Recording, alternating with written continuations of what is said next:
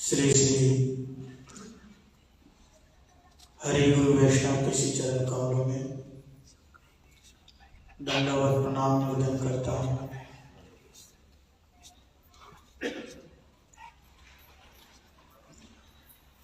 रूपांग गुरुवर्ग सरस्वती दंडपालन एवं समुपस्थित सभी भक्तजनों के चरणों में दंडवत प्रणाम निवेदन करता हूँ।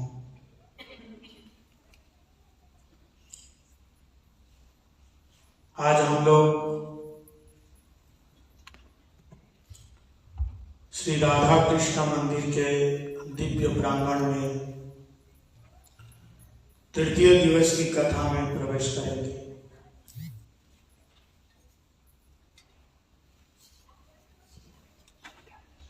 शास्त्र में बताया धर्म प्रचित कैतवत्र परम निर्मत्सराणाम सताम वेद्यम वास्तवम शिवदम तापत्रोन्मूलनम श्रीमद् भागवते महामुनि कृते किंबा परिश्रः श्रद्धा हिन्वरुद्धते कृतिवी सुश्रुवितच्छना।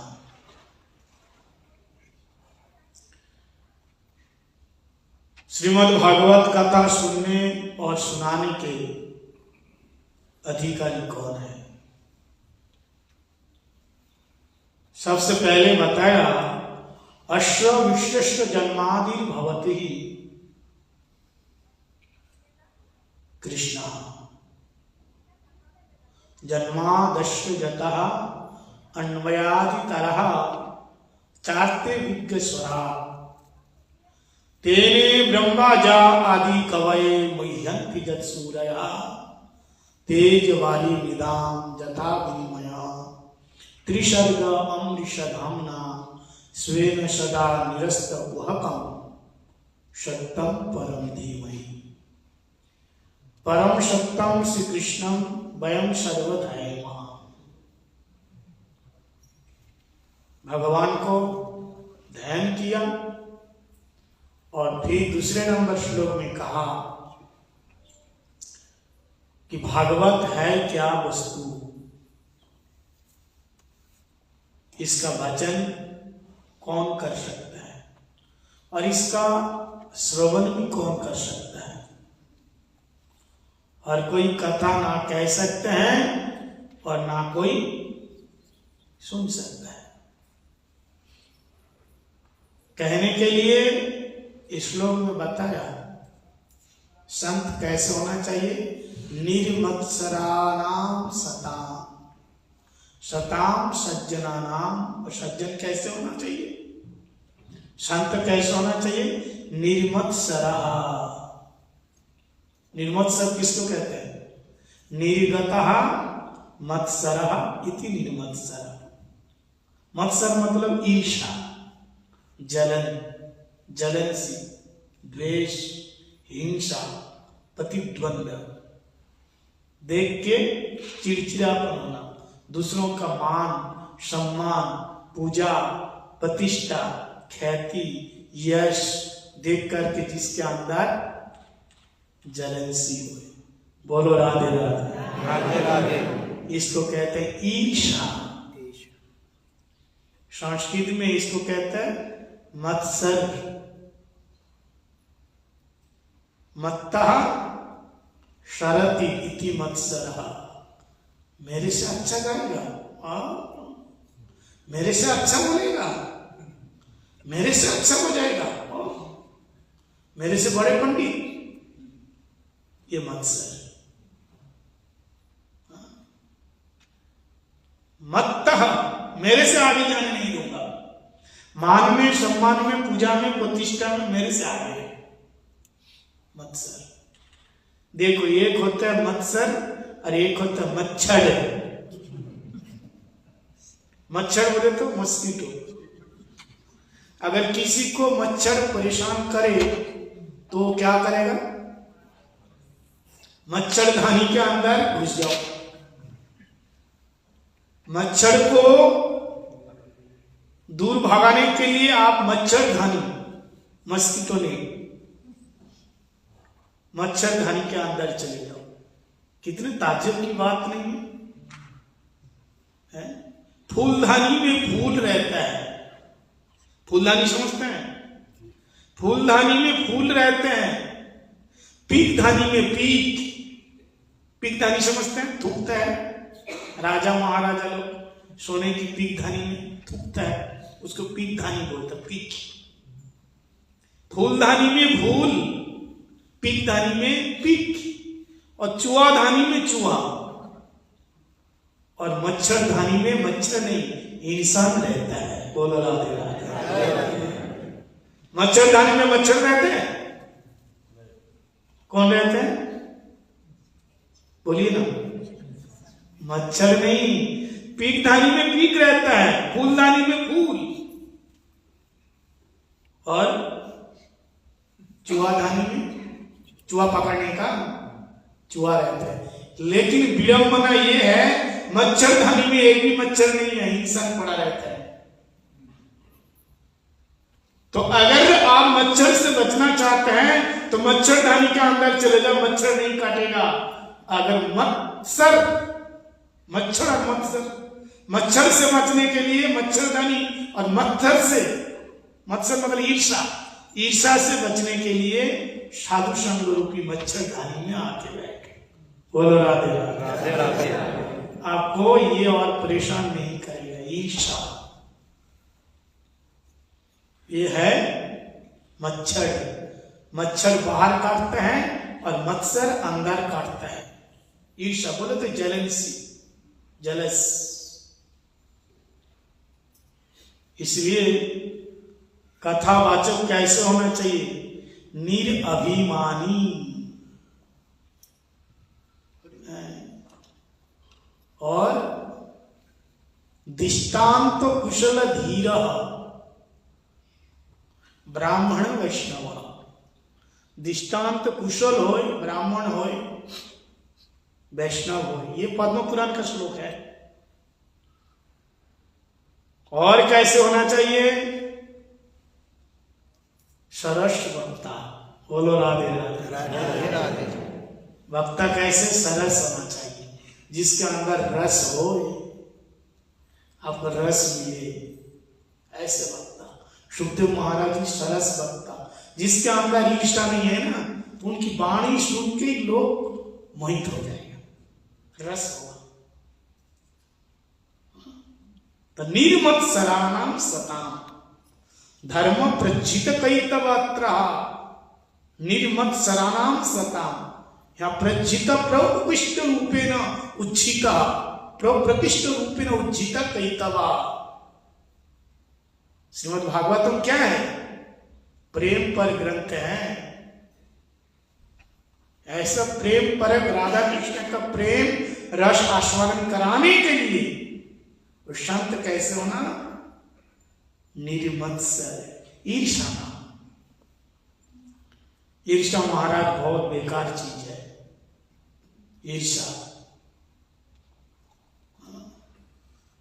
ईर्षा एक ऐसे दिमक है। दिमक जानते हैं?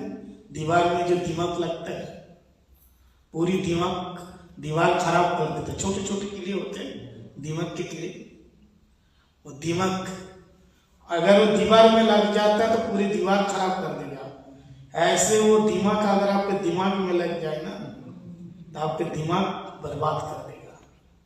इसलिए ईर्षा रूपी दिमक अपने अंदर आने नहीं देना। भजन थोड़ा सा फर्क चलेगा, ध्यान देना। आप दिन में कितना बार शंकर जी को पानी चढ़ा रहे हो इसका महत्व नहीं है। कितने बार ओम नमो जय जगदीश हरे गा रहे हो इसका महत्व नहीं है।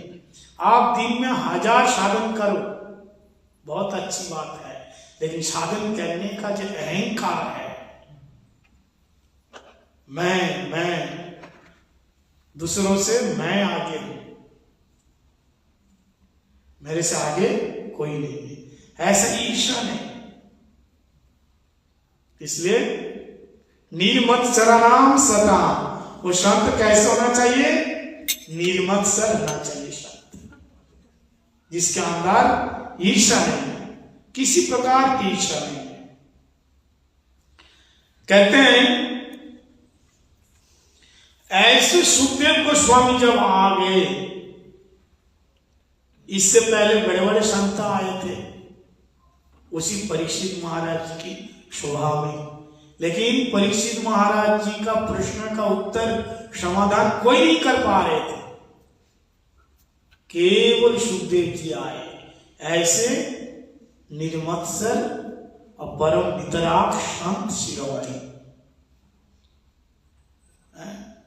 कहते हैं बागों में बाहर आती है, बागों में, बाग समझते हैं, बागीचों में, बागों में बाहर आती है, बागों में बाहर आती है बसंत आने के बाद, बसंत ऋतु बागों में बाहर आती है बसंत आने के बाद, और जिंदगी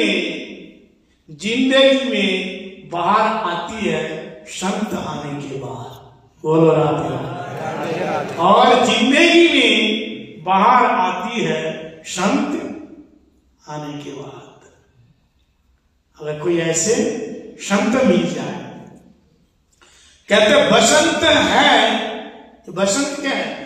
बसंत एक ऐसी ऋतु है जो सबका मन खुश कर देता है। बसंत आते हैं तो मौसम की तासीर बदल जाता है, मौसम का रूप बदल जाता है।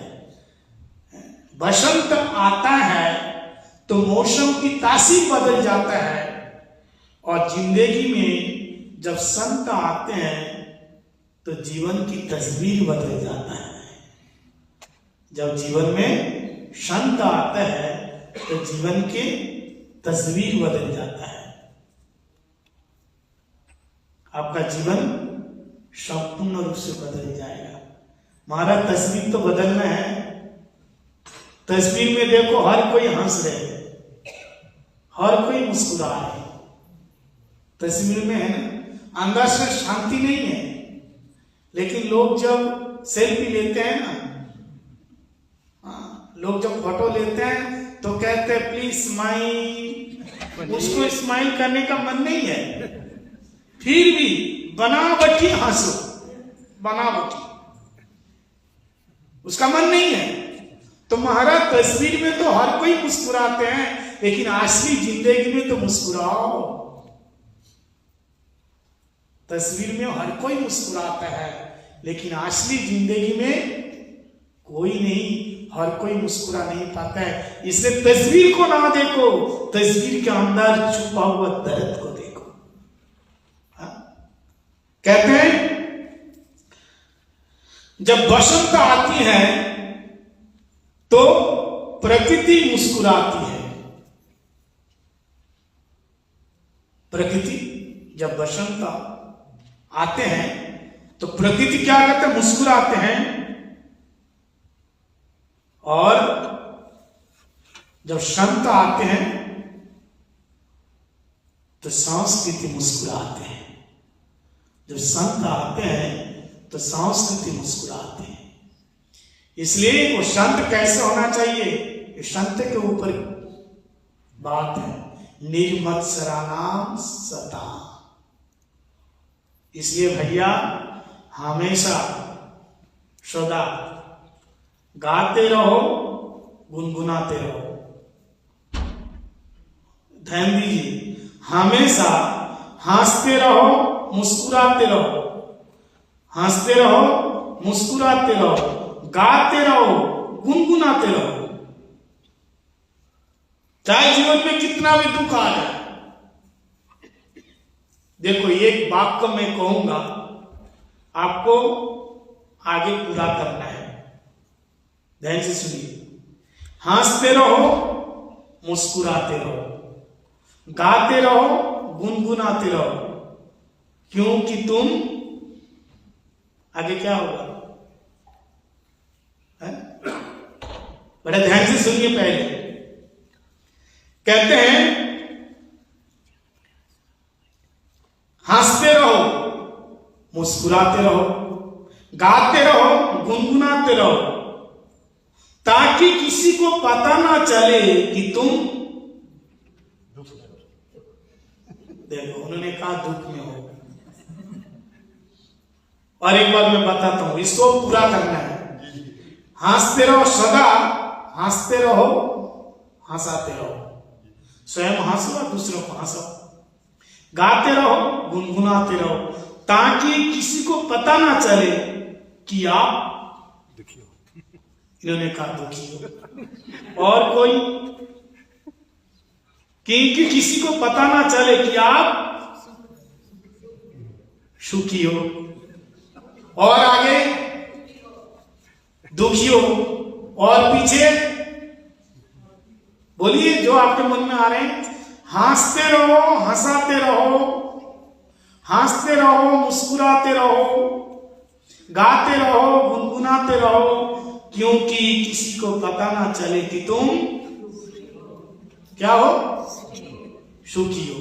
किसी ने कहा सुखी हो, दुखी हो, है ना, क्योंकि किसी को पता ना चले कि तुम दुखी हो। लेकिन ऐसा नहीं है, असली बात मैं बताऊंगा कैसे है, तो ध्यान से सुनिए। हंसते रहो, मुस्कुराते रहो, गाते रहो, गुनगुनाते रहो, क्योंकि किसी को पता ना चले कि तुम शादीशुदा हो। क्योंकि किसी को पता ना चले कि तुम शादीशुदा हो। अगर पता चल गया तुम शादीशुदा, तो फिर उसको पता लग जाएगा ये जो हंसना मुस्कुराना है क्या है, बनावटी है। बीवी के सामने आप जोर से हंस के देखो, बगल में बैठी है तो धीरे से हंसती है, डर के मारे। वो हंस रहे थे, क्या हुआ था? हमारे सामने तो तुम्हारे तो जुबान खुलता ही नहीं है, बड़े तुम वहां मुस्कुरा मुस्कुरा करके हंस रहे थे। इसलिए कभी भी बाहर से अंदर आओ तो बड़े शर्माते हुए और मलिन बदन, सिर झुका करके अंदर आओ, ताकि पत्नी को अभी तक ये एहसास हो कि ये अभी तक हमारे कंट्रोल में है, कंट्रोल में है। बहुत दिन के बाद पत्नी मायके से आई, पति ने दरवाजा खोला, पति दरवाजा खोल करके पत्नी को देखा और देख करके जोर जोर से हंसने लगा। बोले पागल हो गए, क्यों हंस रहे हो? बोले आज गुरुजी ने कहा मुसीबत सामने आए तो हंस के टालना चाहिए। मुसीबत सामने हो तो हंस के टाल देना चाहिए, लेकिन ये मुसीबत नहीं है, ये तुम्हारी धर्म पत्नी है। अच्छा, मायके चली गई झगड़ा करके, पति ने सुबह फोन किया, कब आओगी? झगड़ा होता है ना, आप लोगों के घर में झगड़ा होता है जी? नहीं होता है। देखो जिसके घर में नहीं होते हैं बहुत अच्छी बात है, लेकिन आप हमें थोड़ी ना बताओ, घर की बात घर में रहनी चाहिए। अब देखो घर में झगड़ा हो गया तो पत्नी चली गई, बोले जब नहीं रहूंगी ना तो आपके ठिकाना आएगा। अच्छा, और एक देखो, और एक बात बताता हूं, आप पता नहीं यहाँ की माता जी कैसी है। हमारे भारत की माताएं हर बात में धमकी देती हैं, एक बात जरूर धमकी देती हैं, मैं तो कब की चली जाती मायके, बस मुन्ना के लिए यहाँ टिकी हूं, बच्चों के लिए यहाँ टिकी हूं, मैं तो कब की चली जाती, बच्चों के लिए टिकी हूं। तुम्हारे पास कौन रहे? अरे बच्चे तो बड़े हो गए, आप जाओ, आप काय को टिकी है? तो झगड़ा हो गया आपस में, झगड़ा तो झगड़ा महाराज बड़ा तगड़ा, ऐसा झगड़ा नहीं है, कभी कभी होता है तगड़ा। आजकल तो बहुत अच्छा हो गया, पहले कितने भी झगड़ा करे पति पत्नी फिर भी एक साथ रहते थे, है ना। आजकल वो बात नहीं है, तुमसे हमारा मन नहीं मानता, तुम भी राधे राधे, हम भी शाम शाम। हाँ, कोई वो टेंशन भी नहीं है, तुम अपनी जिंदगी जियो, अपन अपनी जिंदगी जिए। लेकिन हमारे भारत में क्या होता है, चाहे लड़े झगड़े मारपीट करे, उस छत के नीचे दोनों को रहना ही है। तो पत्नी झगड़ा करके मायके चली गई। पति ने सुबह फोन किया, कब आओगी? मुझे नहीं आना। फिर 1 घंटे के बाद फोन किया, अरे तू कब आएगी? मैंने कहा ना मुझे आना ही नहीं और तेरे घर। फिर दोपहर को 1 बजे फोन किया, कब आओगी? मैंने बोला मुझे नहीं आना, नहीं आना, फोन बिल्कुल मत करना। फिर शाम को फोन किया पत्नी को, कहा कब आओगी? मैंने कहा ना मुझे नहीं आना, नहीं आना, नहीं आना। समझ में नहीं आता है? मुझे नहीं आना, नहीं आना, बार बार फोन क्यों करते हो? तब पति ने कहा, बार बार मैं इसलिए फोन करता हूं, फोन करके जब मैं पूछता हूं तू कब आएगी, कब आएगी, और तू जब बोलती है ना मैं नहीं आऊंगी, नहीं आऊंगी, तो सुन करके मेरे को बड़ा सुकून लगता है, मेरे को बड़ा अच्छा लगता है। बस इसी बात को सुनने के लिए मैं बार बार फोन करता हूं कि ये अब भला तो टाल ही गया है, नहीं आएगी, कंफर्म करता हूँ, झूठ कह नहीं सकते नहीं, इसलिए कंफर्म करता हूँ सचमुच आएगी कि नहीं आएगी। तो तू जब बार बार कहती है नहीं आऊंगी, नहीं आऊंगी, तो मुझे बड़ा अच्छा लगता है। तो कहने का मतलब ये है, हंसते रहो, मुस्कुराते रहो, गाते रहो, गुनगुनाते रहो, ताकि किसी को पता ना चले कि तुम शादी शुदा हो। देखो डर रहे, डर रहे, देखो हाँ घर वाली है क्या है, कह रहे हैं शादीशुदा से। देखो शादीशुदा जिंदगी बहुत अच्छी जिंदगी है ना, लेकिन एक बात ध्यान रखना, हम लोग तो समाज महात्मा लोग, हम लोगों को क्या पता है सुखा जिंदगी है। देखो भाग्य भार्या पुण्य पुत्र, एक श्लोक है नीति शास्त्र में, जिसका भाग अच्छा हो ना उसकी धर्मपत्नी अच्छी मिले। भाग्य भार्या, सबको धर्मपत्नी अच्छी नहीं मिलती है, भाग्य भार्या। अगर तुम्हारी पत्नी तुम्हारी कहा मान रहे हैं तो तुम कितना भाग्य किया तब मिला है। समझ में आया? ऐसा नहीं मिलता।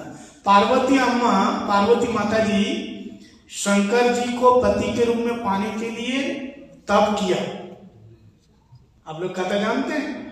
सप्त ऋषि आकर के परीक्षा लिया, अरे कहाँ उस भोले के चक्कर में हो, कहाँ शमशान में रहते हैं, शेष कहाँ वो गले में सर्प डाल के रहता है, कहाँ उसके पीछे छोड़ो। लेकिन पार्वती जी ने कहा नहीं, मुझे पति चाहिए तो भोले ही चाहिए, शंकर जी ही चाहिए, तो तब करना चाहिए। तो माताएं कभी कभी शिकायत करती हैं कि हमें अच्छा पति नहीं मिला। अरे मिलेगा कहां से? तब करो भाई, तब करना होगा, जैसे पार्वती जी ने तब किया। महीने में 4 सोमवार आता है, तो आप 3 साल तक हर सोमवार का व्रत रखो। फिर हमको बताइए कैसे पति अच्छा ना मिले? पति अच्छा मिलेंगे। जो कुंवारी कन्याएं शंकर जी को पानी क्यों डालते हैं, जल क्यों देते हैं, पूजन क्यों करते हैं? कि अच्छा पति मिले। एक बार क्या हुआ, एक धर्मपत्नी शादी के बाद भी शंकर जी के मंदिर में पानी चढ़ाने के लिए जाती थी।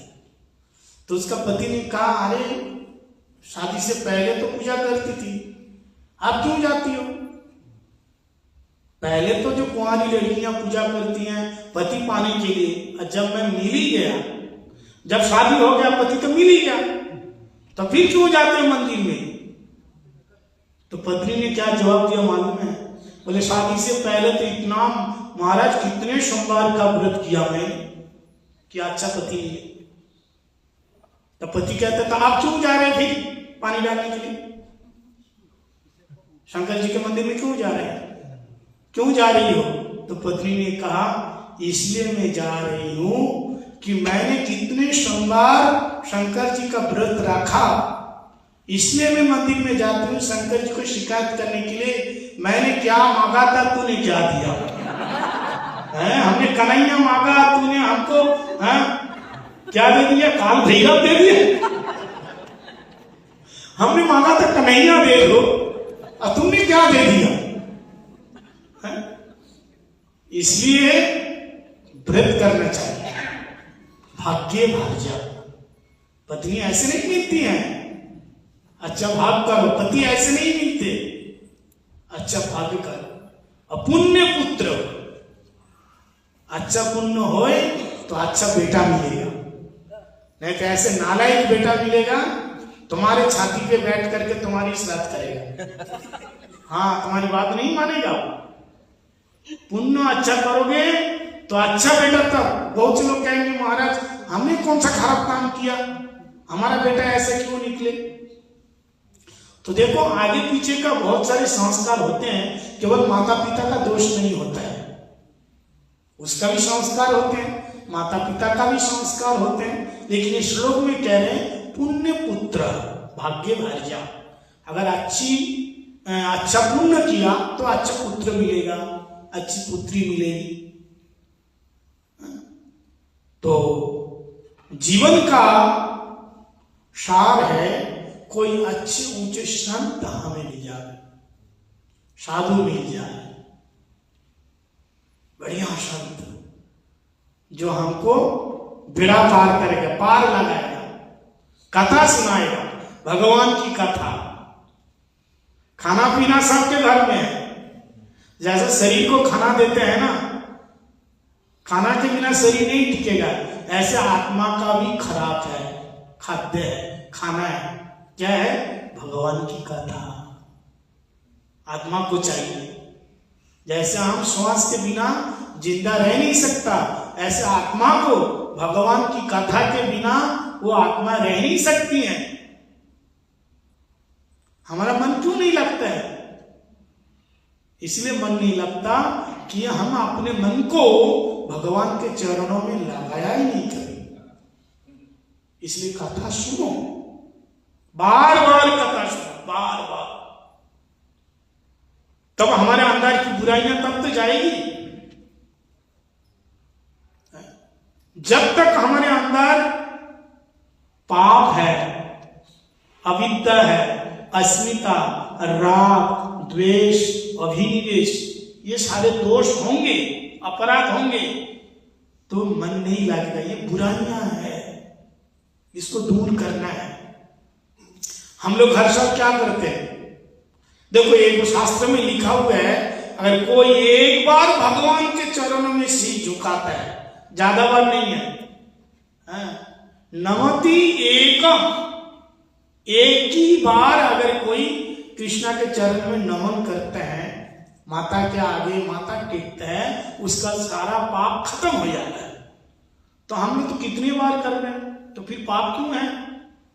बोले शर्त ये है, कंडीशन ये है कि एक बार हम सिर झुकाएंगे, सिर झुकाने के बाद दोबारा पाप नहीं करोगे। हम लोग करते क्या है? एक बार झुका दिया, फिर पाप करने लगते हैं, फिर झुकाया, फिर पाप करने लगते हैं। तो बैच के बैच वो बढ़ जाता है। गंगा जी में एक बार नहाने से सारा पाप धुल जाते हैं, इसमें कोई शंका नहीं है। लेकिन पाप धुलने के बाद फिर दोबारा पाप करने लगते हैं। तो इस प्रकार से बुराइयां हमारे को छोड़ के नहीं जाता है। हर साल हम क्या करते हैं? हर साल हम रावण को जलाते हैं। जलाते हैं कि नहीं? दशहरा में हम हर साल रावण को बना बना के जलाते हैं। अरे रावण तो भाई कब मर गया, तुम फिर हर साल उसको जलाते हो, फिर जिंदा कर देते हो। रावण कहते हैं बुराई की प्रतीक है, उसको जला दो, मर गया, हो गया काम। और हमारे भारत में दिल्ली आदि शहरों में महाराज 20 फीट 25 फीट 30 फीट के रावण, हाँ, लोग चंदा मांगने आते हैं। बोले इस बार थोड़ा ज्यादा देना। बोले क्या हो गया? बोले इस बार हमारा रावण थोड़ा बड़ा हो गया। बोले कितना बड़ा हो गया? बोले पहले 20 फीट के थे, आप 25 फीट के हो गए। 1000 देते ना, आप 1500 दे दो, अब बड़े हो गए रावण। और तुम दिन दिन बढ़ाते जा रहे हो रावण को। हर बार बुराइयां को तुम मार देते हो, हर बार बढ़ाते हो। अच्छा एक बार क्या हुआ, वो दशहरा के दिन रावण को जलाते हैं ना, तो बहुत सारे लोग जलाने के लिए गए, बहुत भीड़ इकट्ठे हो गए।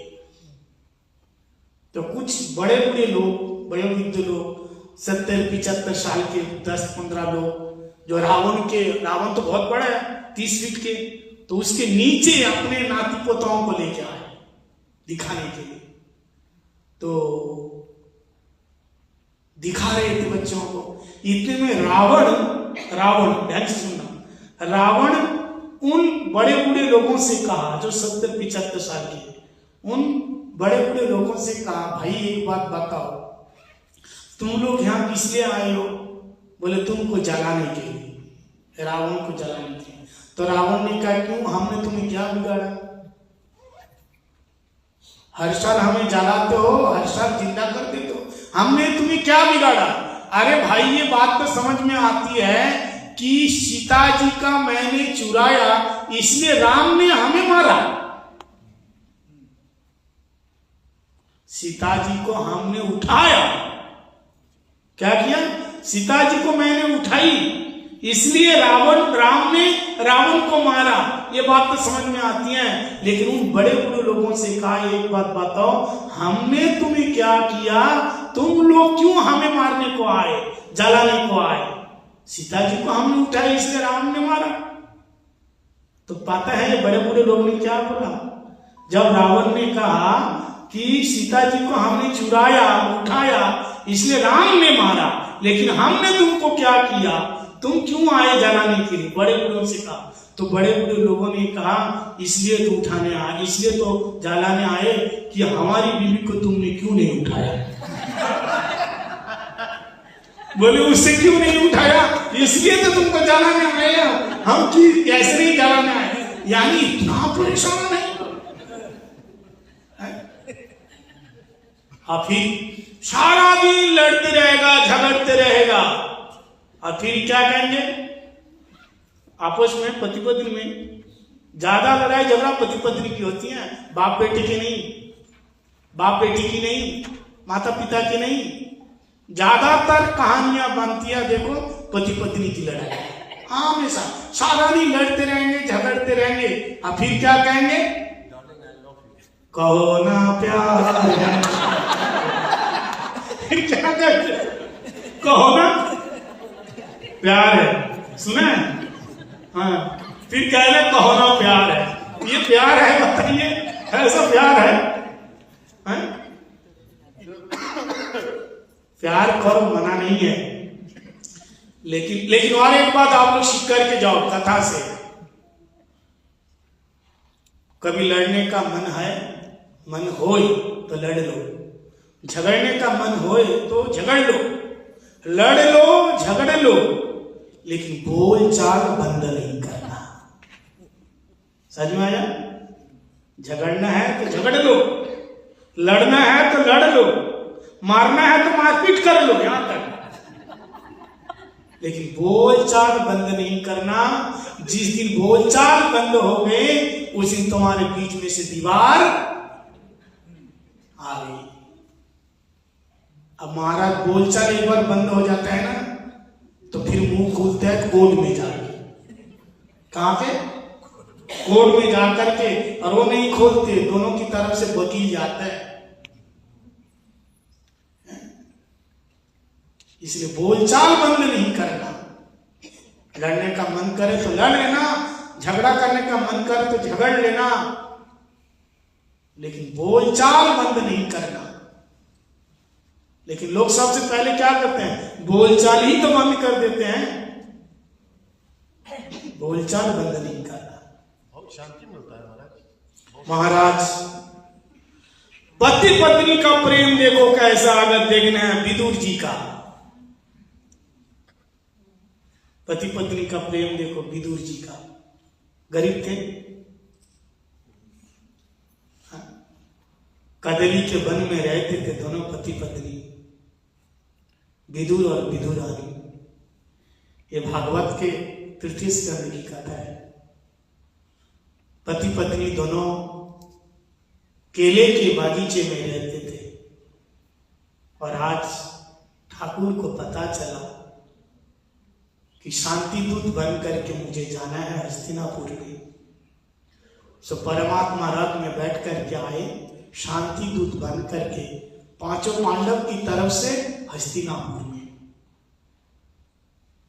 मामा जी दुर्योधन से कहा, मामा शकुनी दुर्योधन से कहा ऐसी स्वागतम करो, ऐसी स्वागतम करो, ऐसा वेलकम करो कि ये तो ग्वालिया है, कृष्णा ग्वालिया तो है, इसको क्या पता है स्वागत क्या होता है, दुनिया देखती रह जाएगी। दुर्योधन ने कहा मामा तेरी बुद्धि खराब हो गई, क्यों? बोले तू नहीं जानता, आगे महाभारत होगा, महाभारत का युद्ध होगा, उसी समय कन्हैया से हम लोग सहायता मांगने जाएंगे तो जरूर कुछ ना कुछ हेल्प करेगा, इसलिए अभी से उसकी स्वागत की तैयारी करो। तो दुर्योधन तो अहंकारी तो था ही, घमंडी, अभिमानी। बोले मामा जी चिंता मत करो, ऐसा स्वागतम करूंगा, ऐसा स्वागतम करूंगा, दुनिया देखती रह जाएगी। पूरी हस्तिनापुरी को दुल्हनी की तरह सजाई गई, चारों तरफ बंधन बाड़, फूलों से, फलों से, पत्तों से, पूरे जो मार्ग फूलों से बिछा दिए और बड़े बड़े ब्राह्मणों को बुला के लाए। वृतिज्ञ ब्राह्मण, वेद की ध्वनि हो रही है और सुंदर कुमारियों को बुला करके हाथ में सुंदर दिया प्रदीप प्रज्वलित करके स्वागतम के लिए सबको मार्ग में खड़े कर दिए।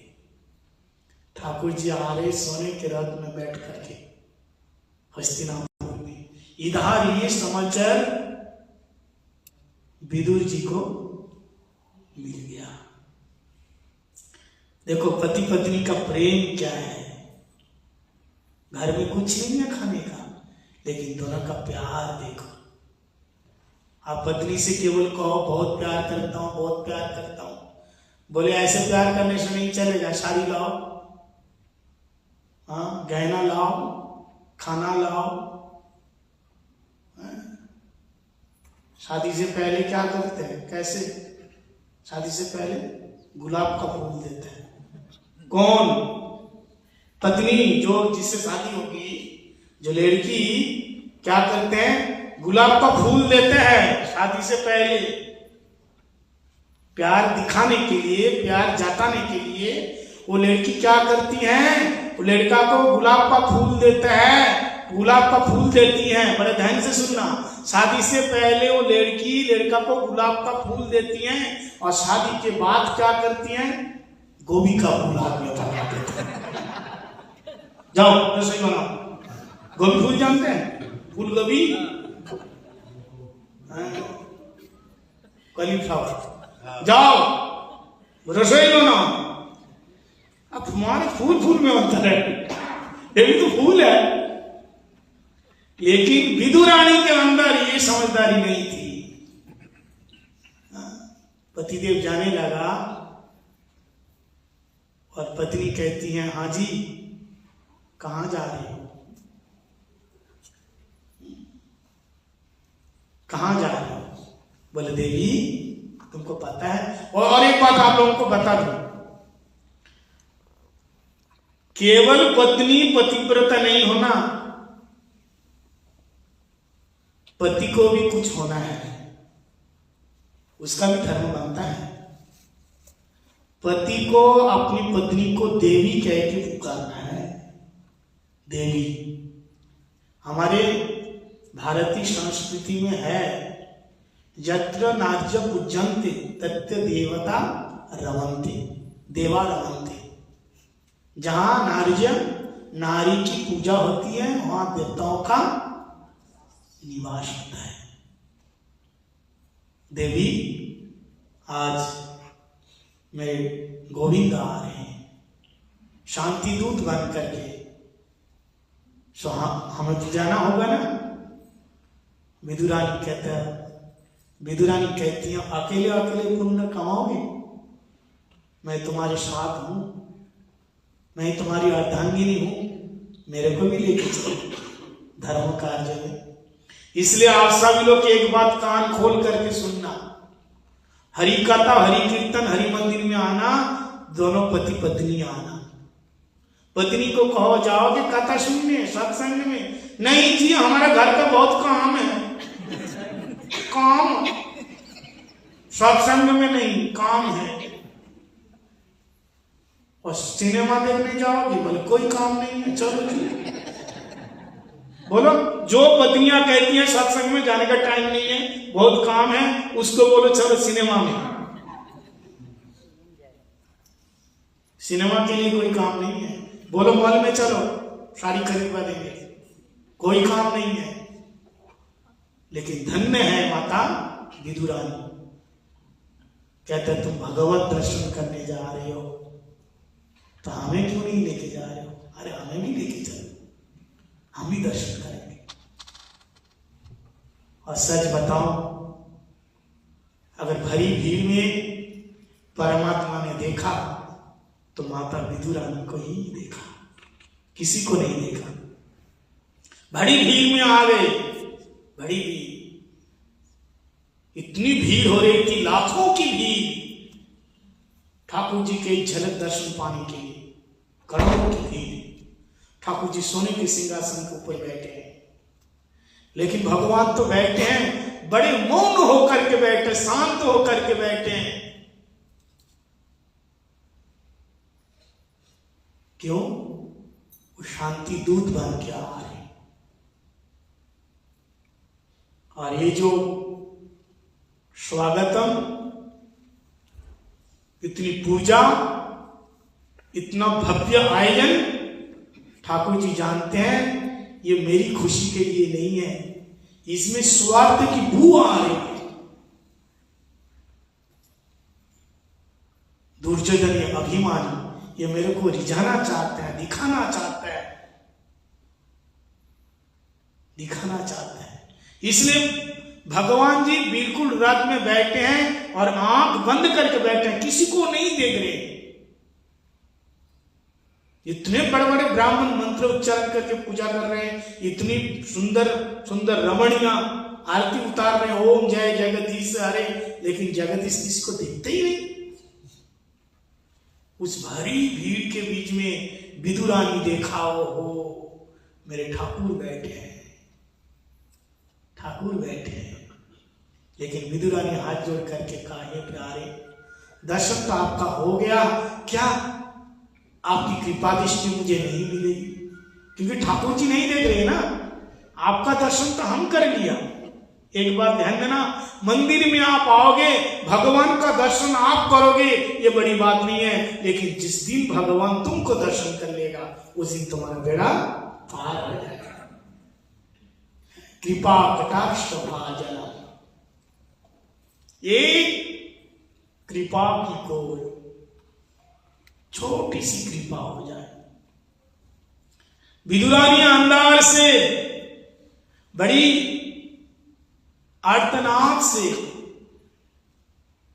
गोविंद को पुकारी और कहा, हे प्यारे, कृपा दृष्टि करो, कृपा दृष्टि करो, एक बार कृपा दृष्टि करो, मेरे ऊपर एक बार कृपा दृष्टि करो। इतने में ठाकुर जी रथ में बैठे हुए थे ना, रथ से खड़े हो गए और उसी भरी भीड़ के बीच में ऐसा हाथ करके,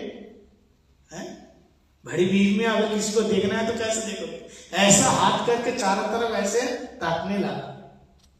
ताकने लगा बोलो तो देखने लगा, कहाँ है इतनी भीड़ में मेरी काकी जी कहाँ है, काकी जी कहाँ है, काकी जी कहाँ है, ऐसे देखने लगा, काकी जी कहाँ है, ऐसे देखने लगा काकी जी कहाँ है। इतने में विदुरानी चीख पड़ी और विदुर जी से कहा, बगल में तो खड़ा था, हाँ जी तुमने देखा, वो देखो ठाकुर जी मेरे को कृपा दृष्टि कर रहे हैं, और उन्होंने कहा है कि आज हमारे घर को आएंगे और हमारे घर का खाएंगे, उन्होंने कहा है। विदुर जी ने कहा, अरे पगली, इतनी भीड़ में तेरे से कब बात किया, ये तेरी कल्पना है, तेरा सपना है। नहीं नहीं, हमने सुना है उसने मेरे से अभी बात किया है। भगवान जी को लेके गए भरी सभा में। विदुर जी ने कहा तुम घर को जाओ, अब पांचों पांडव का क्या फैसला होता है जिंदगी के बारे में, जीवन का क्या फैसला होता है हम सुन कर आते हैं। और आप लोग कथा जानते हैं। भरी सभा में जा करके भगवान ने कहा कि आने का केवल एक ही उद्देश्य है, पांचों पांडव के लिए केवल 5 गांव चाहिए। ये मेरा पांचों पांडव बड़े संतोषी है, इनको ज्यादा कुछ नहीं चाहिए, केवल 5 गांव चाहिए। तब दुर्योधन ने कहा केशव, भीख मांगने से रोटी मिलती है गांव में, बिना युद्धेन शुचिस्व अग्रमेदिनी न दर्शनामि। युद्ध किए बिना सुई की बराबर मिट्टी हम तुम्हें नहीं दे सकता। ठाकुर जी ने कहा अरे युद्ध की बात करते हो, तुम जानते हो युद्ध होगा केवल तुम्हारे और हमारे बीच नहीं, पूरे महाभारत का युद्ध होगा। और हमारे पांचों पांडव कोई कायर नहीं है, महावीर है। इतने में मामा जी पीछे से हाथ पकड़ के उंगली दबा दिया, बोले शांत हो जा, ज्यादा ही गर्म नहीं होना। तब दुर्योधन कपटी है ना, तुरंत बातों को बदल दिया और कहा केशव देखो, मैं तो ऐसे मुंह से कुछ भी बोल देता हूं। अरे आप बड़े लोग बैठ करके जो फैसला करोगे हो जाएगा, कोई बात नहीं। आप आए हैं प्रसाद पाइए। आपकी माता गंधारी ने छापा में भोग बनाई है। ठाकुर जी कहते हैं भोजन तो केवल 2 परिस्थितियों में होती है। 2 परिस्थितियों में भोजन होता है, बड़े ध्यान से सुनना। एक तो खाने वाले के पेट में भूख हो, और दूसरा खिलाने वाले के अंदर श्रद्धा हो। हमारे पेट में भूख नहीं है और तुम्हारे अंदर श्रद्धा नहीं है, इसलिए हम क्या खाने का ही नहीं। और तीसरी बात, मेरा निमंत्रण है। दुर्योधन का निमंत्रण कहां है? बोले विदुर जी के घर निमंत्रण है। विदुर जी के घर। अरे विदुर जी के घर में क्या खाओगे? उनके वहां तो खाने के लिए तो कुछ है ही नहीं, वो क्या खिलाएगा? बोले हमें क्या पता, हमें न्योता दियो है तो कुछ ना कुछ तो बनाया होगा, कुछ ना कुछ तो बनाया होगा। तो जैसे कोई भक्त नंगे पांव मंदिर में आते हैं, ऐसे आज भगवान बिना चप्पल के, जूते के, खड़ाओं के, नंगे पांव लोगों को पूछता हुआ जा रहे विदुर जी का घर कहां है? बताओ विदुर जी का घर कहां है? विदुरानी अंदर बाथरूम में नहा रही थी, अंदर नहा रही थी। और इतने में विदुर जी तो गए बाजारिया में। कन्हैया ने कहा सुन लिया भरी सभा में कि विदुर जी के वहां आज निमंत्रण है। विदुर जी उसी सभा में बैठे थे। विदुर जी ने इशारे से कहा हमने कब आपको निमंत्रण दिया? अरे खुद का खाने का कुछ नहीं है। ठाकुर जी ने कहा चिंता मत करो, तुम्हारे घर जाना है। विदुर जी वहां से सीधे चले गए कहाँ? गोप के बजरिया में। ठाकुर जी के लिए माखन, मिश्री, खोए के लड्डू सब खरीद रहे। और इधर भगवान विदुर जी के घर आए। कहता है जिसके घर के अंदर जिसके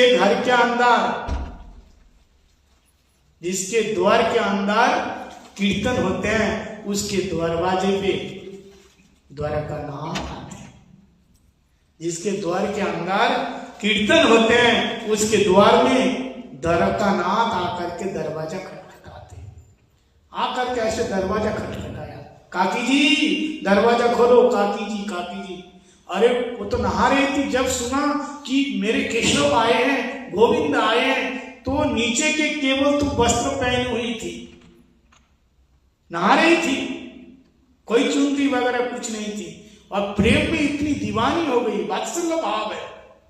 कन्हैया तो हमारा कन्हैया है, अपने बेटा के आगे मां को क्या शर्माना है। लेकिन प्रेम में इतनी दीवानी हो गई, आकर के वस्त्र भी चेंज नहीं किया, गीले वस्त्र में आकर के जैसे दरवाजा खोला, तो ठाकुर जी के सामने पाया। ठाकुर जी ने देखा, ओहो मेरी काकी जी भाव में इतनी डूब गई, ये वस्त्र भी चेंज नहीं किया, अपने पीताम्बरी को काकी जी को ओढ़ा दिया और अंदर लेकर के, काकी जी जल्दी खिलाओ, मुझे बहुत भूख लगी है, दुर्योधन कुछ भी तो नहीं खिलाया। काकी जी ने कहा, लाला चिंता मत करो, तुम्हारे काका जी गए हैं बजरिया में सामग्री खरीदने के लिए, घर में तो और कुछ ना है, तुम्हारे लिए केवल केले हैं, केले के बगीचे में रहते थे, लेकिन बिठाए कहाँ, ये द्वारका नाथ है। जब आपके घर में बड़े आदमी आए तो ऐसा वाले, तो गरीब आदमी परेशान हो जाते, कहाँ बिठाऊं, कुछ तो है ना, कहाँ बिठाऊं। एक अंदर से पट्टा लेके आए, पट्टा जानते हैं, पीढ़ी,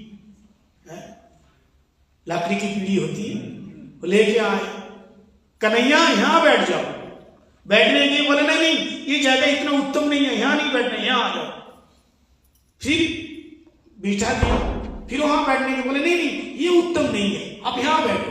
पूरे आंगन में ठाकुर जी को नाचा रही है, नाचे नंदलाल नाचा वे हरि की मैया, पूरे आंगन में, यहाँ बैठो, यहाँ ठीक नहीं है, यहाँ नहीं है, यहाँ ठीक नहीं, यानी वो सोचती है हमारे घर के सबसे उत्तम जगह में हमारे परमात्मा को बिठाए। और अंत में भाव में इतनी दीवानी हो गई, विभोर हो गई, उस पीढ़ी को उल्टा बिछा दिया और कहा कि सब बैठ जाओ।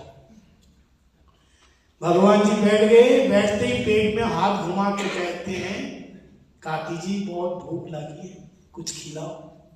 हाँ चिंता मत करो, केले तो है, और केले लेके आए, पत्थर भी उल्टा बिछा दिया। और शास्त्र में ऐसा लिखा हुआ है, प्रेम में इतनी दीवानी हो गई, खो गई, डूब गई, तन्मय हो गई, केले कदली जो केले हैं ना, दूर गिराई और छिलके के प्रभु मुख माई। केले छिलके केले के जो गूदा है दूध फेंकती जा रही है, और केले के जो छिलके हैं वो ठाकुर जी के मुंह में दे रहे हैं, और ठाकुर जी पाते जा रहे हैं, खाते जा रहे हैं, बड़े स्वाद है। काकी जी तुम्हारे बागीचा के केले में बड़ा स्वाद है। हाँ क्यों स्वाद क्यों नहीं होगा, मैं तो खुद अपने हाथों से पानी सींचती हूं ना, केले में तो स्वाद तो होंगे। अरे एक नहीं, दो नहीं, कम से कम 20, 30, 40 केले ठाकुर जी केले के छिलके खा गए। इतने में दरवाजे पे विदुर जी आए और दरवाजा खटखटा के कहा, अरे सुनती हो, जल्दी दरवाजा खोलो, देवी दरवाजा खोलो, वो तुम्हारे काका जी आए, दोस्त हुई गई, क्या बात है। अरे तुमको पता है आज भरी सभा में मेरे केशव ने मेरे को कितना सम्मान किया, कितना इज्जत दिया, कहा कि काका जी के घर में जाना है, खाना है। अच्छा सुनो, ऐसा करो, दोनों केले के खंभे लगाओ दरवाजे पे, पूरे आंगन बढ़िया करके गोबर से बढ़िया करके उसको चौका लगाओ, झाड़ू पोछा करो, और सुंदर केले के बड़े पत्तल काट के लाओ, ये जितने लड्डू खोआ पेड़ा लाए ना बढ़िया करके सजाओ। केशव ने कहा आऊंगा तो जरूर आएगा। विदुरानी मुस्कुरा करके कहा, अरे वो तो आए गए, अच्छा वो आ गए, अच्छा तुम कुछ खिलाया क्यों नहीं? हाँ घर में तो कुछ नहीं था, बस केले थे। विदुर जी दौड़ करके आए तो क्या देखा, ठाकुर जी केले के छील के खा रहे थे। विदुर जी ने कहा, अरे पगली, पहली बार मेरे नाथ मेरे केशव मेरे घर को आए और तुमने उसके केले नहीं, केले के छिलके खिलाई। अब तो विदुरानी का ध्यान भंग हुआ, ओहो मैं केले के छिलका खिला रही थी, ठाकुर जी आप क्यों नहीं बताए? भगवान ने भी मानो स्वप्न में थे, भगवान भी कहा, ओहो मैं केले के छिलका खा रहा था, हमको कुछ भी मालूम नहीं। काकी जी तुमने प्यार से जो भी खिलाया हम वही खाया। लड्डू पेड़ा लेकर के विदुर जी दिया, ठाकुर जी पाया, खाया, लेकिन भगवान ने कहा, काका जी एक बात बताऊं, काकी जी के केले के छिलके में जो स्वाद था तुम्हारी इस लड्डू पेड़ा में वो स्वाद नहीं है।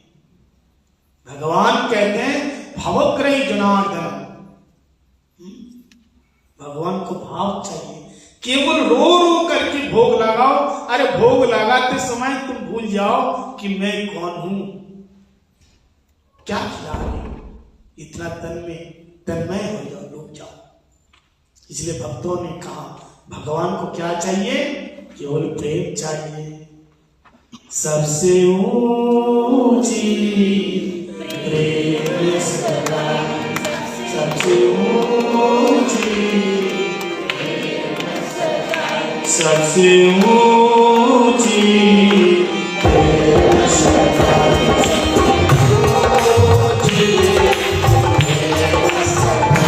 सबसे ऊंची प्रेम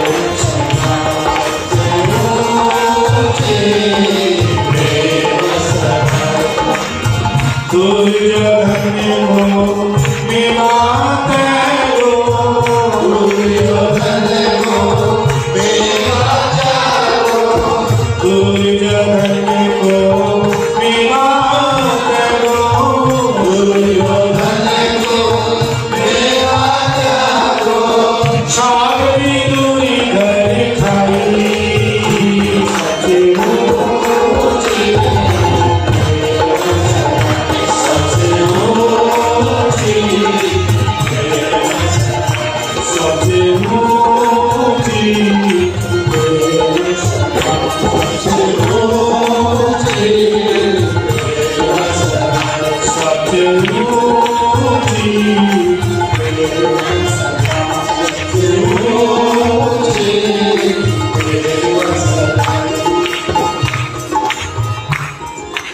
दुर्योधन को मेवा तैरो, साग विदुर घर खाए।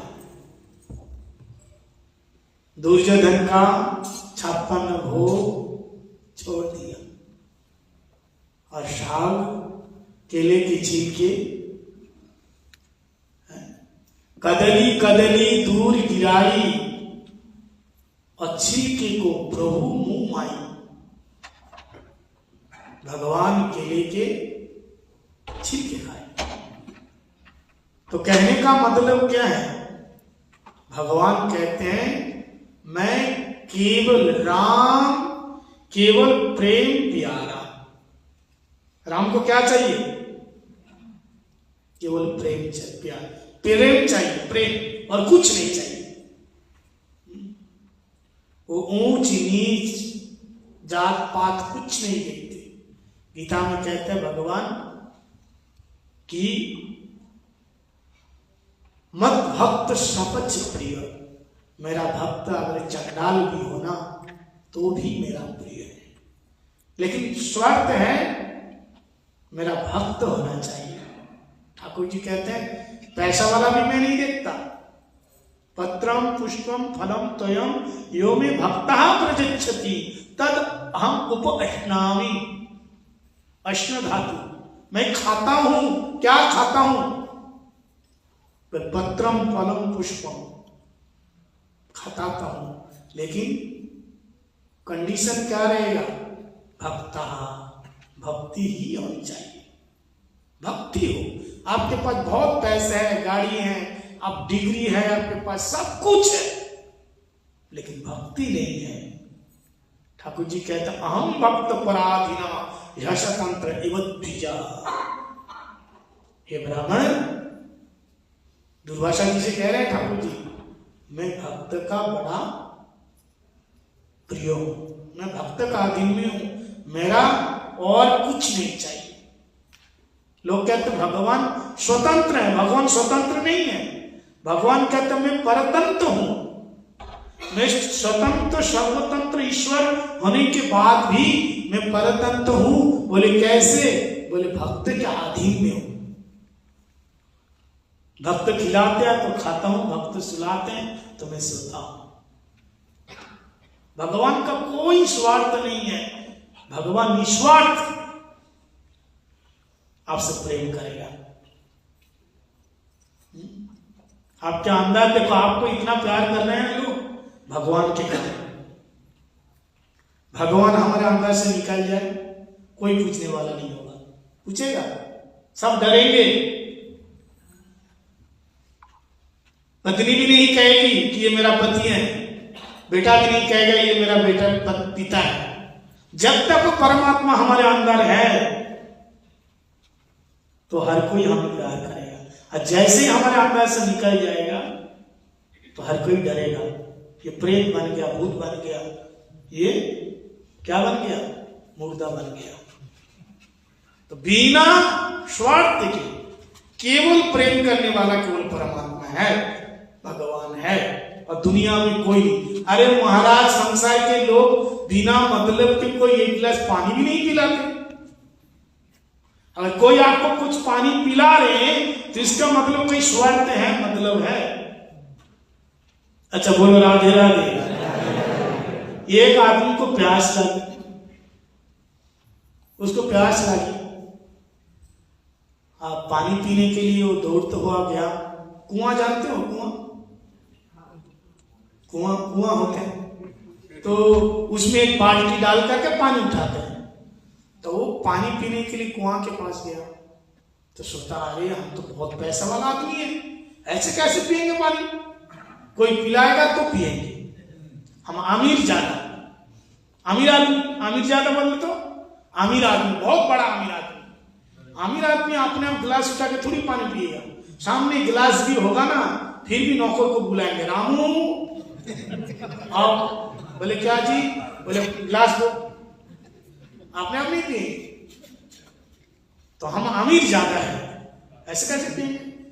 सोचा कि और कोई आएगा, उसको कहेंगे पानी निकालो, हमें पिलाओ, वो बैठ जाता है। दूसरा आदमी दौड़ता हुआ आता है, उसको भी पानी पीना था, ये पहले से बैठा हुआ था। बोले भाई जल्दी पानी निकालो, हमें पिलाओ। ये तो बड़े ताज्जुब में पड़ गए, हैरान हो गए, भाई कुआं के पास बैठो और प्यासा हो, पानी क्यों नहीं पीते? बोले आए तू जानता नहीं, मैं तो अमीर ज्यादा हूं, बहुत पैसा वाला आदमी हूं, मैं तो अमीर ज्यादा। बोला अच्छा तू अमीर ज्यादा, तो तू मेरे को नहीं जानता। बोले तू क्या है? बोले हम तो नवाब ज्यादा है। नवाब ज्यादा, नवाब होते हैं ना, नवाब ज्यादा है। तो दोनों बैठ जाते हैं। बोले तीसरा कोई आदमी आए पानी पिलाए तो फिर पीते। तीसरा आदमी भी पानी पीने आए, दोनों ने कहा पानी पिलाओ। तो तीसरा बंदा ने पूछा भाई क्यों तुम दोनों पानी क्यों नहीं पीते? बोले भाई बात ऐसी है, ये अमीर ज्यादा है, हम नवाब ज्यादा है, इसलिए हम दोनों ऐसे पानी कैसे पिए, तुम पिलाओ। बोला अच्छा तू अमीर ज्यादा, ये नवाब ज्यादा, तो हम ऐसे वैसे थोड़ी है। बोले तू कौन है? बोले हम तो शाहजहां है। बोला अच्छा शाहजहां है, तो तीनों बैठ जाते हैं। चौथा बंदा दौड़ते हुए आते हैं फिर पानी पीने के लिए। इन तीनों ने कहा अमीर ज्यादा, नवाब ज्यादा, शाह ज्यादा। तीनों ज्यादा ने कहा भाई जल्दी पानी निकालो, हमें पिलाओ। वो तो किसी की बात सुने नहीं, बहुत प्यास लगी, तुरंत पानी निकाले और गटागट पानी पी गए। बोले हमें भी पिलाओ, हमें भी पिलाओ। बोले भाई एक बात बताओ, तुम तीनों कब से बैठे हो, पानी क्यों नहीं पीते हो? बोले भाई एक बात ऐसी है, ये अमीर ज्यादा, ये नवाब ज्यादा और ये शाह ज्यादा, इसलिए हम लोग पानी ऐसे नहीं पीते, दूसरों के हाथ से पीते हैं, नौकर चाकर से पीते हैं। बोले अच्छा तो हम ऐसे वैसे नहीं है, हम तुम्हें पानी नहीं पिला सकते। बोले क्यों, तू कौन है? हम तो अमीर ज्यादा है, ये तो शाह ज्यादा है, ये तो नवाब ज्यादा है, तू क्यों नहीं पानी पिला सकता? बोले हम पानी इसलिए नहीं पिला सकता क्योंकि हम हराम ज्यादा है। हम हराम ज्यादा, हम पानी नहीं पिला सकते। सारा पानी कुआं में डाल दिया तो चला गया। बोले पानी पिलाओ। बोले हराम ज्यादा आज तक किसी को पानी पिलाया? तू अमीर ज्यादा बने रह ले, तू नवाब ज्यादा बना रह ले, कुछ भी बन, लेकिन हम हराम ज्यादा, हम पानी नहीं पीता। बोलता ना हराम ज्यादा किसी की बात नहीं होता, तो कहता मैं हराम ज्यादा हूं, पानी बिल्कुल नहीं पिलाऊंगा। तो कहने का मतलब ये है, बिन स्वार्थ शूर नर मुनि सबकी यह रीति, सबकी रीति ये है, कोई बिन स्वार्थ, कोई किसी से प्रीति नहीं करती, प्यार नहीं करती। ये संसार का नियम है, संसार का नियम है। इसलिए कथा में आइए, कथा खूब सुनिए, कथा से ही हमारा जीवन बनेगा, कथा से ही हमारा जीवन सुधरेगा। खूब कथा सुनो, लेकिन कथा सुन करके उसको ग्रहण करना है, छोड़ना नहीं। कथा सुन करके देखो, एक आदर्श गृहस्थ व्यक्ति कथा से ही उसको निर्देश मिलेगा, आदेश मिलेगा, दिशा मिलेगी। एक वानप्रस्थ व्यक्ति, एक ब्रह्मचारी, एक सन्यासी, सबकी शिक्षा कथा के माध्यम से ही मिलते हैं। 4 वर्णाश्रम है ना, किसको कहाँ कैसे रहना चाहिए ये कथा ही बताती है। इसलिए कथा सुनो। ये 3 दिन कथा सुनने के बाद या 7 दिन कथा सुनने के बाद कुछ भी समझ में नहीं आया। एक बार राम कथा हो रही थी। राम कथा तो 9वां होती है ना, 9 दिन का पारायण, 9 पारायण होती है। 9 दिन एक आदमी कभी राम कथा सुना ही नहीं। विदेश में रहता था, भारत में आया, कभी राम कथा सुना ही नहीं। तो 9 दिन तक राम कथा सुनी। सुनने के बाद पंडित जी के पास आए। पंडित जी राम राम। पंडित जी ने कहा राम राम। बोले पंडित जी एक शंका है। शंका समझते हैं? एक प्रश्न है, एक समाधान करो। तो पंडित जी ने कहा ठीक है बताइए। बोले आपने ये जो कथा सुनाई राम कथा, ये राम कथा 9 दिनों के बीच में 2 पात्रों का नाम आप ज्यादा लिए। इसमें हीरो कौन है? राम है। अब विलेन कौन है? रावण है। कहते सीता। बताओ।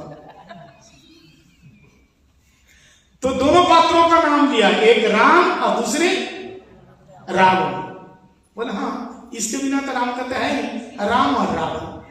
लेकिन मेरी समस्या ये है, कोई इंसान कह रहा है इससे, पंडित जी से, वो आदमी पंडित जी से कह रहे हैं मेरी समस्या ये है कि राम और रावण दोनों का नाम लिया, लेकिन मुझे समझ में नहीं आ रहा है राम और रावण इन दोनों में से राक्षस कौन थे। लो, 9 दिन तक राम कथा सुनी और सुनने के बाद उसका समझ में नहीं आ रहा है कि राक्षस कौन थे। 3 दिन कथा सुनने के बाद समझ में नहीं आया कि महाराज जी क्या कह के गए, क्या करना है। देखो हम केवल इसलिए नहीं, जब दुनिया के लोग तो रुलाते हैं, इसलिए हम थोड़ा सा मनोरंजन करते हैं, थोड़ा सा लोगों को बिनत के भाव से थोड़ी सी अच्छी बात ग्रहण कर ले इसलिए। लेकिन मेन चीज है कथा को ग्रहण करना, केवल हंस को उड़ा नहीं देने का। तो 7 दिन भागवत सुनो, 9 दिन राम कथा सुनो। सुनने के बाद एक एक चीज हमारे जीवन में आना चाहिए, सुधारना चाहिए। तो वो व्यक्ति पंडित जी से कहता है महाराज 9 दिन राम कथा तो आपने खूब सुनाई, लेकिन राम कथा सुनने के बाद अभी तक ये बात समझ में नहीं आ रही है कि राम और रावण दोनों में राक्षस कौन थे। अब बताइए। पंडित जी तो हे भगवान, माथा ठोका। पंडित जी ने कहा भैया ना राम राक्षस थे ना रावण राक्षस थे। बोले तो? बोले राक्षस तो हम दोनों ही हैं। बोले क्यों? बोले तेरे जैसे राक्षस तो मेरे जैसे राक्षस समझा नहीं पाया, तो तू भी राक्षस है, हम भी राक्षस है। अगर कथा सुनने के बाद आपको कुछ भी समझ में नहीं आए तो समझो हम दोनों राधे राधे। तो कथा सुनो, केवल सुनने से नहीं होगा, उसको ग्रहण करना है। इसलिए जैसे गुरु वैसे चला, जैसे वक्ता वैसे श्रोता। वक्ता बोलेगा तो श्रोता सुनेगा, और वक्ता बकवास करेगा तो श्रोता सुनेगा। समझ में आया? जैसे वक्ता सुखदेव, परम वक्ता सुखदेव, निवृत्त तश्रय पुण्यमाना भवौ श्रुते विरामा क्वः उत्तम श्लोक गुणानुवा पुमान विरेद्य बिना पुष्करना। सुन के दीवाना हो गया। परीक्षित महाराज जी ने कहा महाराज भूख प्यास सब कुछ मिट गई, तन मुखा आपके मुख से जो कथा की धारा प्रवाहित हो रहे हैं उसी में हम गोता लगा करके हमारी भूख प्यास सब मिट गई। तो सुखदेव जैसे वक्ता और परीक्षित जैसे सुनने वाले हो, तुम्हारा 7 दिन क्यों? आप तो कंटिन्यू बैठे रहो और ऐसे कथा सुनाता रहे। वैसे आप लोगों को भी कथा सुना के हमको बहुत अच्छा लगा। यहाँ के सारे श्रोता प्रेमी श्रोता है। हमने जहां जहां कथा कही,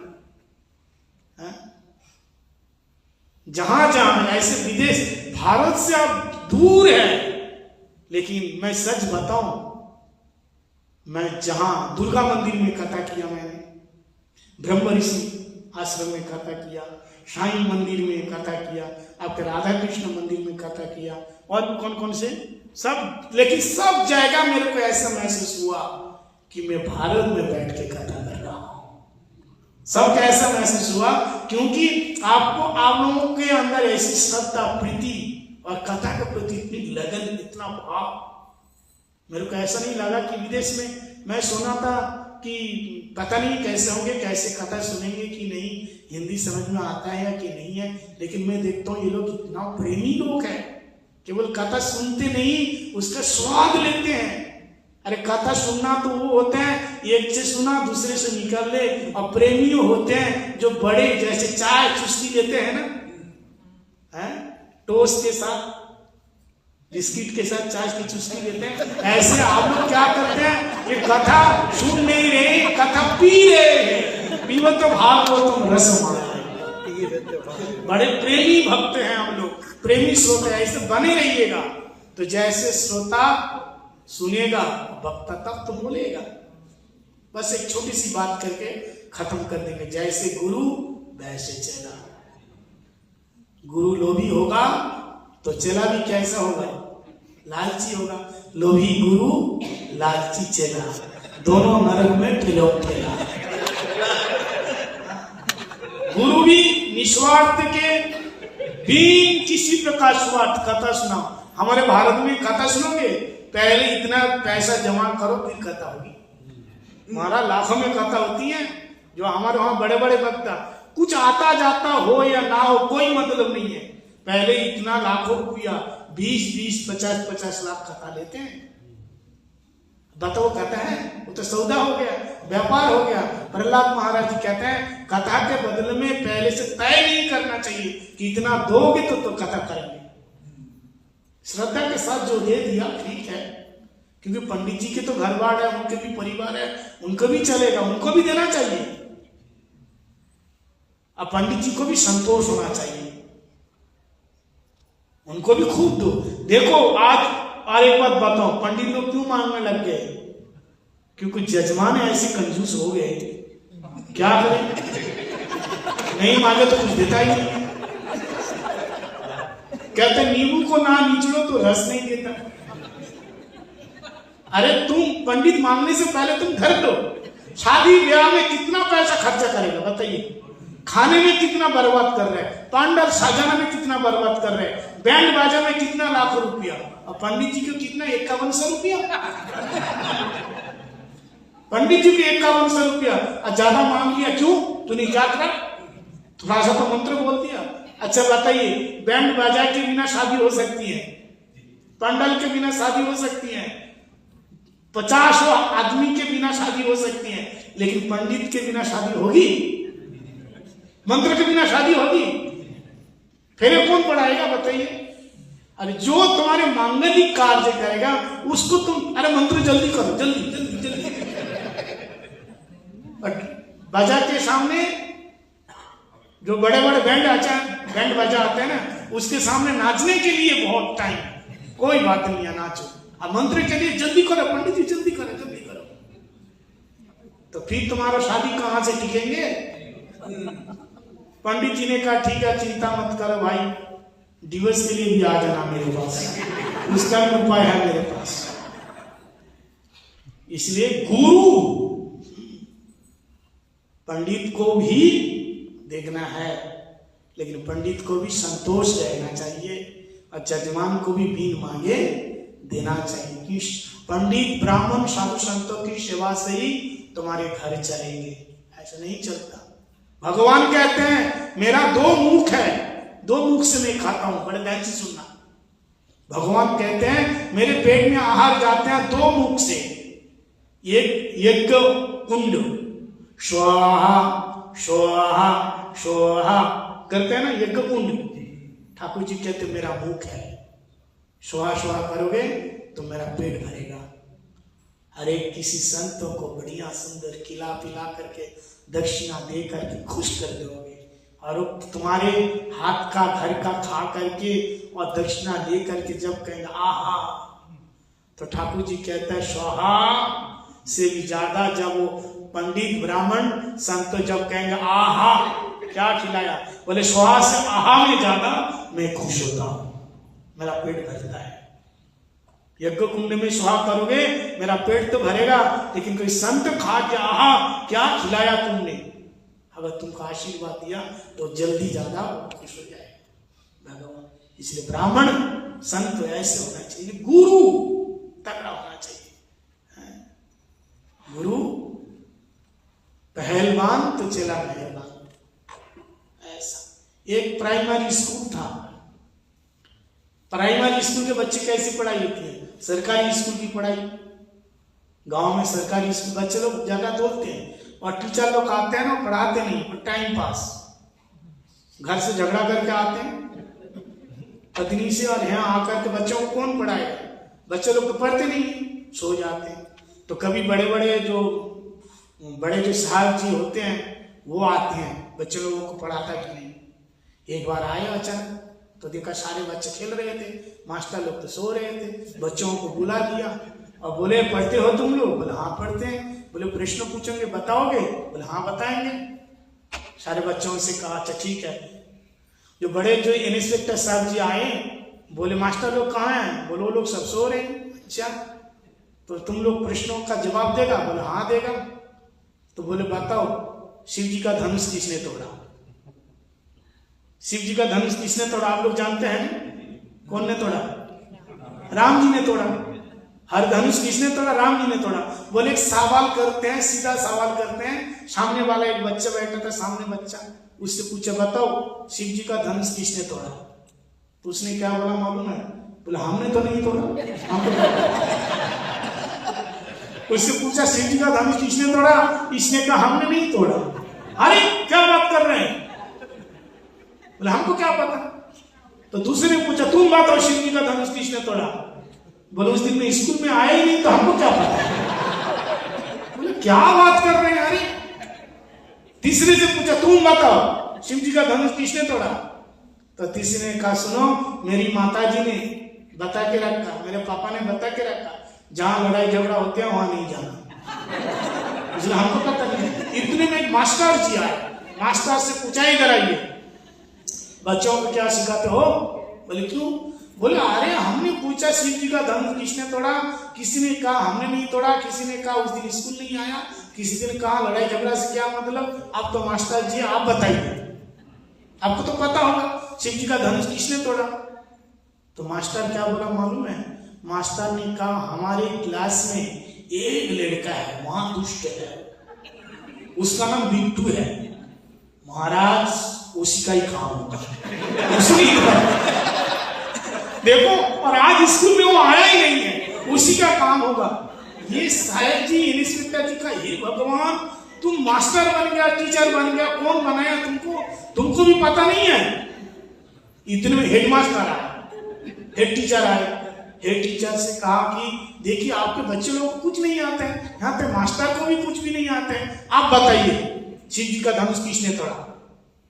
हेड टीचर से पूछा तो हेड टीचर धीरे से पास में आए और जो बड़े इंस्पेक्टर साहब जी है ना उसका हाथ पकड़ा, बोले सुनिए हमारा स्कूल का बहुत बड़ा नाम है, आप क्या सोचते हो कि इसका बदनाम हो जाए। अब देखो जो चीज टूट गई तो टूट गई, अब उसको जोड़ नहीं सकते। अब किसने तोड़ा, क्या जरूरत है आपको माता पंची करने की, आप चाय पियो, बिस्किट खाओ, थोड़ा पैसा लो, जाओ। अरे काल न्यूज में आ जाएगा तो हमारे स्कूल का बदनाम होगा बाबा, हमारे स्कूल के रेपुटेशन बहुत सुंदर है, बदनाम हो जाएगा। हे भगवान आपको भी पता नहीं है, अब हेड टीचर आपको भी मालूम नहीं है। बोला आपको मालूम है, बोला हाँ हमें मालूम है। तो फिर क्यों चिल्ला रहे हो, फिर क्यों चिल्ला रहे हो कि किसने तोड़ा, किसने तोड़ा। बोले अरे भाई ये त्रेतायुग की बात है, प्रभु राम ने तोड़ा। हेड टीचर ने कहा हे भगवान किस त्रेतायुग की बात राम ने तोड़ा, इस कलयुग में हल्ला मचा रहे हैं। अगर केस करना है तो राम जी के ऊपर केस करो। तो देखिए जैसे गुरु वैसे चला, तो अगर गुरु को पता ही नहीं होगा तो चला तो क्या सिखाएगा। इसलिए गुरु का जान के पानी पियो छान के। हम लोग तो पानी फिल्टर पी लेते हैं, लेकिन गुरु जान के नहीं बनाते हैं।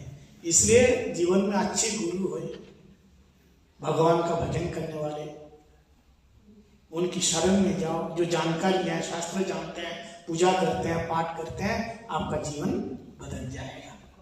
तो एक बार सभी लोग बोले हरे कृष्णा हरे कृष्णा हरे कृष्णा कृष्णा कृष्णा हरे हरे हरे राम हरे राम राम राम हरे हरे। तो 3 दिन जावत हमारे इस राधा कृष्ण मंदिर में बड़े ही प्यारे श्रोता सभी प्रेम से कथा का श्रवण किया और इतना सुंदर भव्य मंदिर बड़ा अच्छा लगा है। तो हमें इस मंदिर के जो भी कमेटी के जो प्रधान सदस्य हैं, जो हेड है, उनको हमारे इस भक्तों की तरफ से बहुत बहुत धन्यवाद देते हैं, क्योंकि हम लोगों को कथा कीर्तन करने का मौका दिया। इसलिए सभी लोग एक बार जोरदार ताली बजा करके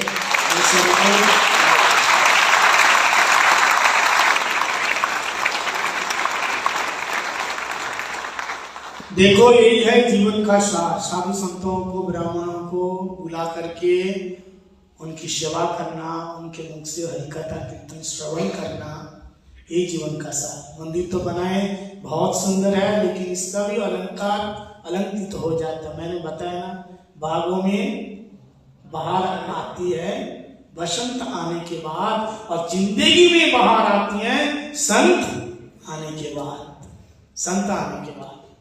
तो ये मंदिर बड़ा सुंदर है, भव्य मंदिर। ऐसा ठाकुर जी से प्रार्थना करें, ऐसे मंदिर और आगे दिन दुगुना रात चौगुना बढ़े, ऐसे खूब भक्त लोग आवे, खूब सेवा करें। तो इस प्रकार से कथा का अंतिम पड़ाव है। तो अभी हमारे श्रीमान अशोक प्रभु आप लोगों के लिए, अभी बाद में आप लोगों के लिए एक छोटी सी एक बुक्स लाए हैं, किताब महामंत्र के बारे में। तो इसके बाद जो कार्यक्रम है, उसके बाद आप सभी लोग आएंगे। पंडित जी आइए। इसके बाद जो भी कार्यक्रम होगा, उसके बाद सभी लोग बारी बारी से मेरे पास आएंगे, और वो जो किताब है, ग्रंथ है, आप सभी लोग प्राप्त करें, पढ़े या ना पढ़े। आपके दक्ष भाषा में है, दक्ष भाषा में लिखा हुआ है, तो आप अपने घर में रखना, लेकिन उसको प्राप्त जरूर करना। और आपको एक लेना है, 2 लेना है, लीजिए। लेकिन आपके जो मित्र बंधु बांधव है, उनको भी आप सरका दीजिए, उनको भी पढ़ने का सुविधा कर दीजिएगा। तो ये आप लोग, इसके बाद आप सभी लोग यहाँ आएंगे और इस ग्रंथ को आप लोग प्राप्त करेंगे। हमारे गुरुदेव ने बड़े मेहनत करके वेद वेदांत उपनिषद के कोटेशन दे करके इसका प्रामाणिक ये ग्रंथ को लिखा है। तो आप लोग जरूर आएंगे। एक बार अंत में एक बार सभी लोग हाथ उठा के बोलेंगे हरे कृष्णा हरे कृष्णा हरे कृष्णा हरे कृष्णा कृष्णा कृष्णा हरे हरे हरे राम हरे राम